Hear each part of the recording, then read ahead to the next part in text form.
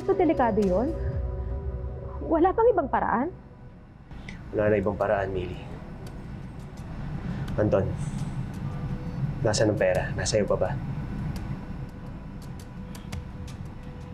Oo. Gusto ko sana ibalik ang lahat ng pera sa mga tao. Naintindihan ko. Mangyayari lahat ng yan. Pero sa ngayon, kailangan natin ng pera na yan para matrap natin si Agent Ramon, pati na rin si Brenda.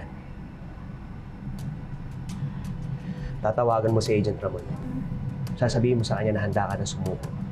Sasabihin mo sa kanya na ready ka na at dala mo na ang pera. Magkikita tayo sa isang lugar. Nandun din ako, nakaabang. Paaaminin mo siya sa lahat ng kasalanan niya. Saka ako kikilos para arestuhin siya. Anton, natatakot ako. Hindi ba delikado yun? Huwag kang mag-alala. Kakayanin ko.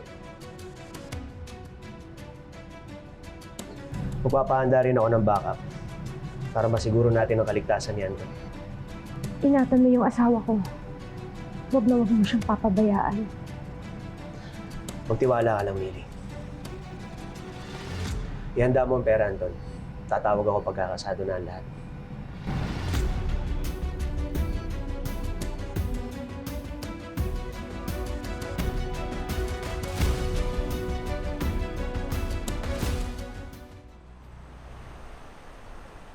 Baby, pasensya ka na ha. Kailangan natin maghiwalay ulit. Pero promise, last na ito.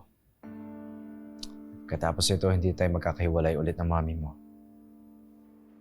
Anton, sigurado ka ba talaga dun sa plano niya ni Joet? Mahal, gusto ko na ito matapos eh. Gusto ko nang bumalik sa normal ang buhay natin. Yan din yung sinabi mo sa akin noon, nung nawala ka. Anton, hindi ko kakayanin na mawala ka uli sa akin. Alam mo, mukhang solid naman ang plano ni Joed eh. At saka alam ko na rin gagawin. Kahit anong mangyari, nakahanda ako. Kaya huwag ka na mag-alala. Matagal na tayo naghihirap. Huwag ka na mag-alala. Magiging okay ang lahat.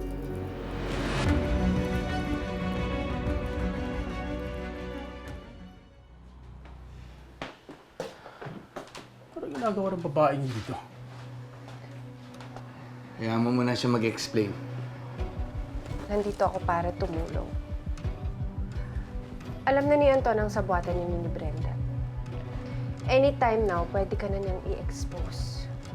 Masisira ang pangalan mo, madudumihan ang pinaghirap... Bina-blackmail mo ba ako kaya ka nandito? Oy,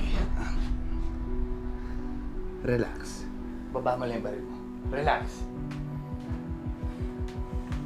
Patakusin mo siya. Sige. Like I said, nandito ako para tumulong, para maayos ang lahat. Eh, paano mo gagawin yun?